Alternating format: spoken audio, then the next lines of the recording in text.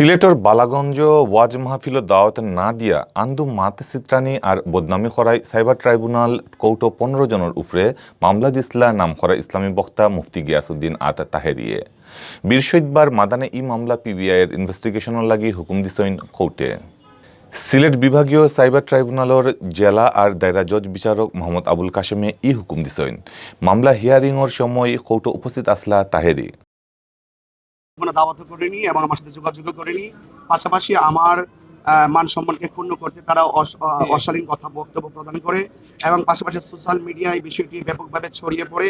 এতে আমার ভাবমূর্তি ক্ষুণ্ণ হয় এবং উলামায়ে কেরামদের সুন্দর যে জায়গাটা, এই জায়গাটা প্রশ্নবিদ্ধ হয় এবং যে চক্র এবং যে প্রতারকরা উলামায়ে কেরামদেরকে প্রশ্নবিদ্ধ করে এবং উলামায়ে কেরামদের মান সম্মানকে ক্ষুণ্ণ করার জন্য তারা পায়তারা করেছে।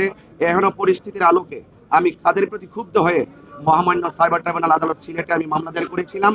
আজকে আদেশ দেওয়ার তারিখ ছিল, আদেশ হয়েছে, আমি এসেছি এবং আদেশও হয়েছে এবং আমার সাথে আইনজীবী টিমরা ছিলেন এবং আজকে মহামান্য আদালত আদেশ করেছেন এই মামলাটি তদন্তের জন্য পিবিআইকে দেওয়া হয়েছে। এর আগে গেছে 24 তারিখ বালাগঞ্জর কয়জন সকারে সিলেট, হবিগঞ্জ আর ব্রাহ্মণবাড়িয়ার 15 জনের উপরে সিলেটের সাইবার ট্রাইব্যুনাল কোর্ট ডিজিটাল নিরাপত্তা আইনে মামলা করার দরখাস্ত করছিল তাইন। মামলাত তাহেরিয়ে হইছেন আসামি মইনুল ইসলামর সাহায্যে হাফিজ মুজিবুর রহমান কারি জয়নাল আবেদিন মিলিয়া চক্রান্ত করিয়া তানে দাওয়াত না দিয়াও সুনাম নষ্ট করার লাগি পোস্টার ছাপাইয়া দিছইন। তান বিরুদ্ধে জুতা মিছিল করাইয়া বাদে একটা ভিডিও বানানো হয়েছে। বাদে ফেসবুক ইউটিউবও ছাড়িয়া তান ইজ্জত নষ্ট করা হয়েছে। মামলাত আরও গাওয়া আছে তাহেরিরে ইসলামী সম্মেলনে উপস্থিত করানির কথা কইয়া গাঁওর মানুষরে বিশ্বাস করানির লাগি ফৈলনপুর মসজিদর ইমাম আর নুরিয়ে মিলিয়া বিকাশের নম্বরও 30,600 টাকা ফাটাইছেন মারিয়া খাওয়ার লাগি। তারার আসল উদ্দেশ্যও আছিল একজন বক্তার ইজ্জত নষ্ট করিয়া তানে হারা দেশেও শরম পাওয়ানি।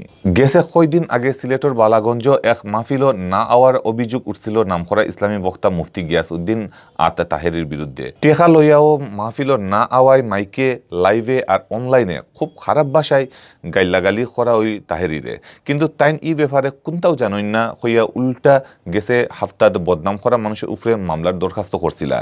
হিদিন ট্রাইব্যুনালের বিচারক মোহাম্মদ আবুল কাশেমে মামলা একটা আমলে আনিয়া হিয়ারিং ডেট দিসলা আইজ বৃহস্পতিবার।